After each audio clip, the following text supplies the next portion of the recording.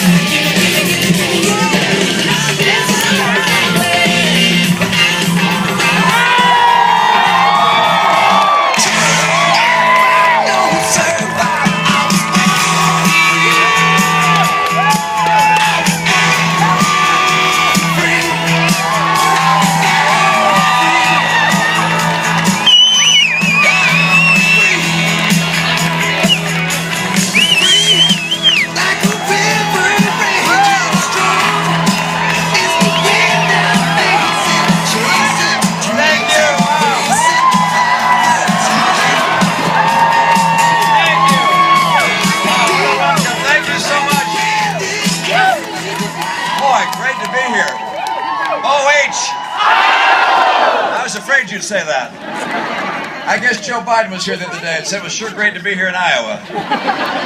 I'm glad to be here in Columbus, Ohio, and appreciate your welcome. Thank you. And thank you.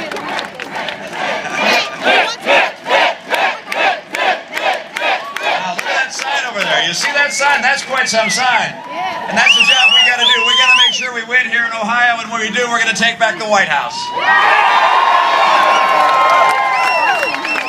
Now, thanks to John and to Worthington Industries for letting us participate here and be here with them, and thanks for all the guys that work here at Worthington Steel. Appreciate your welcome and the tour that we just got. An impressive place here. I've had a couple of very interesting weeks over the last little while. I don't know whether you've noticed there were some debates we had, and the debates have been a great opportunity for me, and I think for America to get to know us a little better. Those debates have helped propel my campaign, and they've slowed down the president's, and those are good things from my standpoint. But I'm happy today to be here with people who've watched the debates and have helped me time and time again. Senator Portman, what a great friend, what a great senator you have here in the state of Ohio. And thanks also to Mary Taylor for being here, Lieutenant Governor. She's been working for me all over the state, and I appreciate her help. And I want to make sure that Congressman T. Berry also knows of our support. Where's the Congressman? He's around here somewhere. Over here, this side. There he is. Thank you, Congressman. Appreciate your help. Got to get you reelected. Now, John McConnell, you opened up your doors here at Worthington, and I appreciate your doing that, and appreciate the fact that you're able to employ some 10,000 people in this country. We want more good jobs with high pay is what this is all about. Now, the president has a different agenda. Instead of an agenda about big things like good jobs and take-home pay, he has an agenda about smaller and smaller and smaller things. He wants to talk about protecting characters on Sesame Street and then word games, silly word games, and of course he spends a lot of time attacking me. Attacking me is not an agenda for America's future, and that's why his campaign is having a hard time.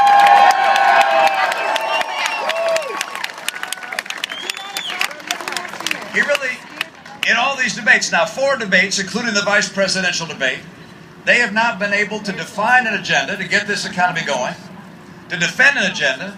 In fact, the president's out of ideas, and he's out of excuses, and that's why in November you're going to make sure and vote him out of office. Because this is a defining election. This is a big choice election. This will make a difference for not only the country, but for your family. The choice you make will have a big impact on how America's families live. If you're a senior, for instance, or if you're caring for a senior in your family, and that senior needs a medical specialist, and you pick up the phone and you call the receptionist at at a doctor's office, you're going to be told in time after time, I'm sorry, we're not taking more Medicare patients. Because after Obamacare and the cuts in reimbursement rates, $716 billion in cuts to Medicare, we're not taking new Medicare patients. Half of America's doctors are saying they won't take new Medicare patients. That's what happens if we re-elect President Obama. If instead, when we elect me President of the United States, we're going to get rid of Obamacare and restore our promise to our seniors. And your mom or your dad or you yourself are going to be able to get the doctor you want to get an appointment with. And then, let's say you're in your 40s or your 50s, and they're your prime working years, and you've been expected to put away some extra money, perhaps for your retirement, or perhaps to help your child with school, and yet somehow this job market hasn't been very kind to you. I was speaking with a man from Waukesha, Wisconsin, just the other day, and he told me that he had a job at $25 an hour plus benefits, but now he doesn't have that job anymore. All he can get is one with $9 and no benefits, and he's wondering how to make ends meet. The president doesn't have a plan to get America working again. We have a 5-point plan I'll tell you about in a moment that's going to get more jobs and more take-home pay, and that's what America needs, and that's why we're going to get elected.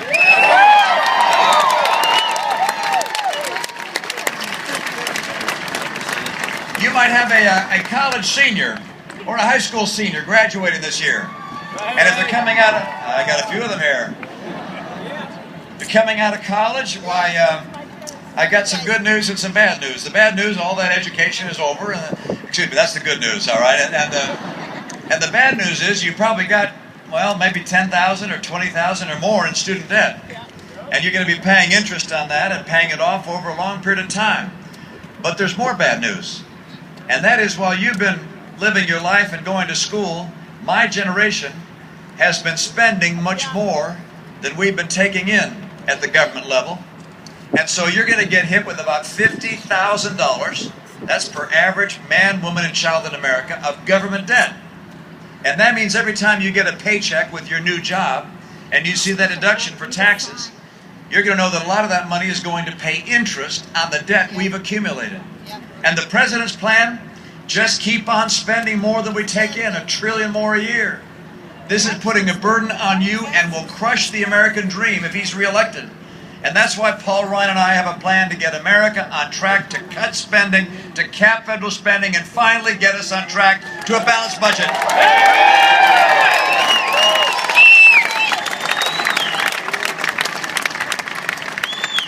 And if you got kids in school, this election is a big election for you. Because if you've got kids in school, you may decide that they're not getting the skills you think they need for the jobs of tomorrow, and so you might look around and find a charter school you think might be better for them, or perhaps another public school where you think you got a better opportunity there, and you're going to find out that a lot of states across this country you can't take your kids out of the school they're in because the money is just not there for you. The money doesn't follow the student, it instead stays in the school. Well, I'm going to change that. I want to make sure that your kids have the choice that you'd like them to have, and make sure the federal dollars follows the child to the school of your choice.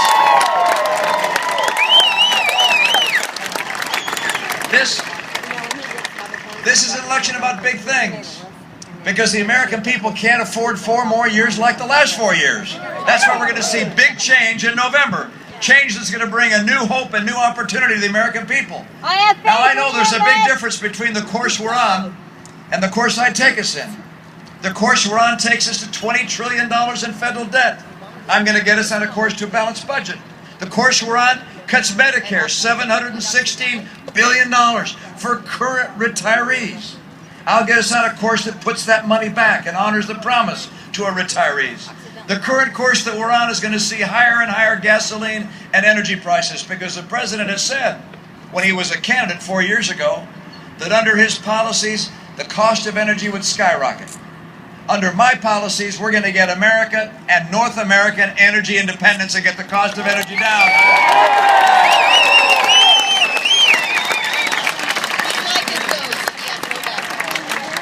If the president's reelected, why, you're going to see home values continue to bump along the bottom in state after state. I'm going to go to work to make sure we get this economy going with good jobs again so people can afford homes and we can finally get the values of homes rising again and people can have confidence that there's equity in their home and they'll have a good retirement in part because of what's been saved in their home. This is a critical time for us, folks. We're going to have to make a decision about what kind of course we have because when it comes to the economy and jobs, the president's agenda is more of the same. He wants to continue doing what's been done over the last 4 years. He calls that going forward. I call it forewarned. We've seen the last 4 years. We don't want 4 more years like that. He wants another stimulus. Yeah, that last one didn't work out so well. He wants to hire more government workers and wants to raise taxes. That will not create private sector jobs. I have a 5-point plan. And I'm talking about it all over the country. It'll create 12 million new jobs in America and create higher take-home pay. And here's what the plan is. Number 1, take full advantage of our oil, our coal, our gas, our nuclear, and our renewables. Get North American energy independence. Take advantage of trade. Look, we can compete with any nation in the world so long as we're playing on a level playing field, and I'm going to make sure China doesn't cheat. We're on a level playing field and we will win.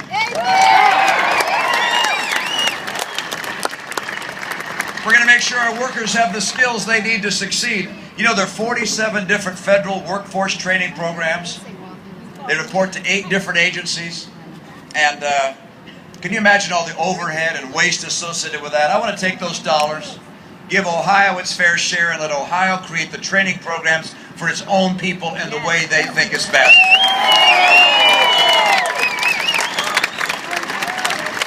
And for our schools, I want to put our kids first, our teachers first, our parents first, and the teachers' union in their interest is going to have to go behind. We got to put our kids first. And finally, my 5th plan is this. I want to champion small business. I want to make it easier for small businesses to grow and thrive. That means I want to keep the taxes down on business. I want our tax rates to be competitive with other nations. I want regulators to see their job as encouraging business, not attacking business. Because I want more jobs. My priority is jobs, jobs, jobs. And we're going to get them here in Ohio.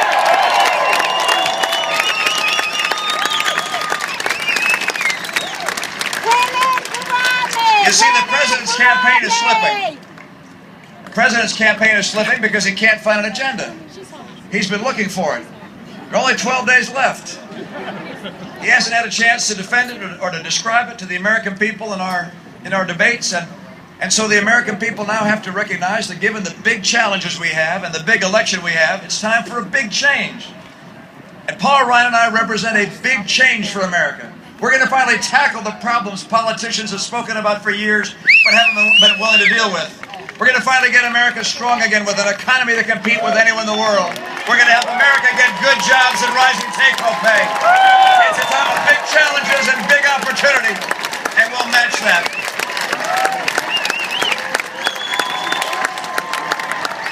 I want you to know how optimistic I am. This is about to get real good.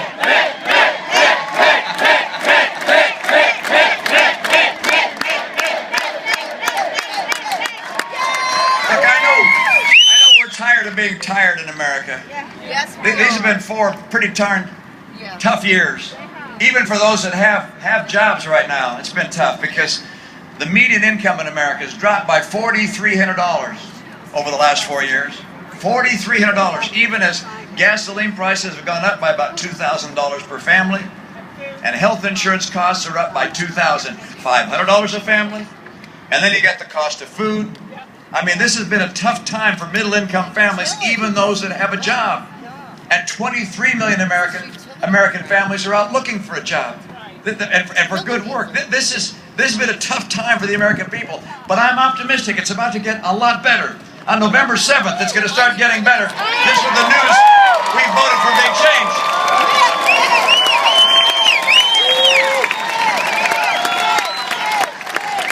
And my confidence comes from the American people.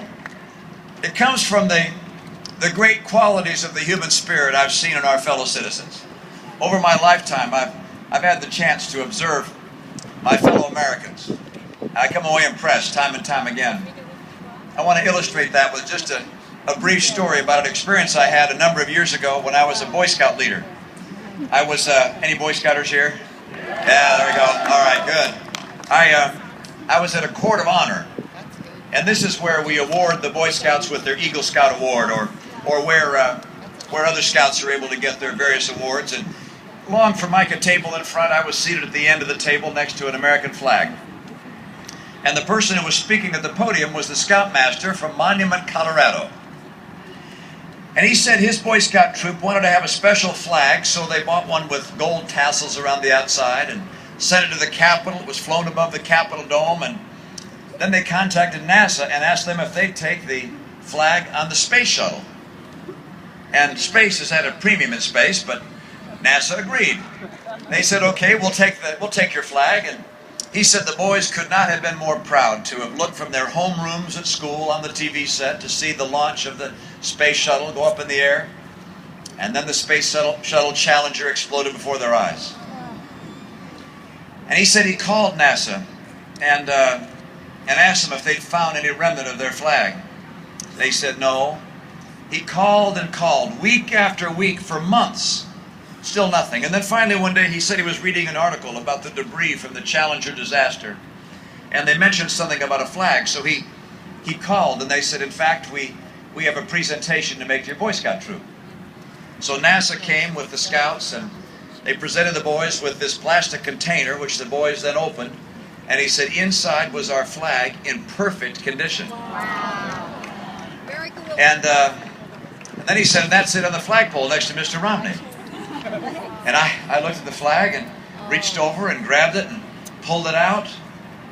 And it was as if electricity was flowing through my arms.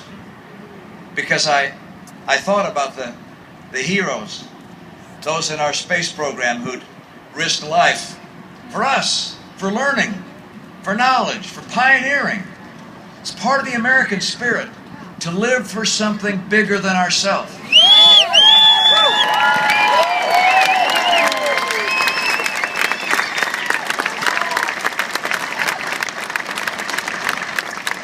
I think of our men and women who make the decision to join our armed forces and to defend our liberty and our freedoms, living for something bigger than ourselves.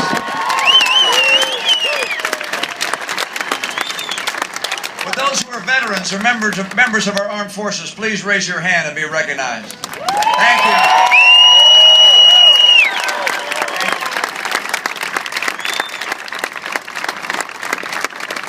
A great American tradition of living for big things. I think of the single mom who has a couple of kids at home, and she scrimps and saves to make sure she can provide a good meal for them at the end of the day. I think of the dad, 2 jobs now, so he can make sure that his kids have the same kind of clothes the other kids have at school and don't stand out. I think of moms and dads across America this year who are saying to each other, let's not exchange Christmas gifts amongst ourselves, let's make sure we have enough for our kids. This is what America does. We live for our families, for our communities, for our faith, for our country, for our principles. That is America.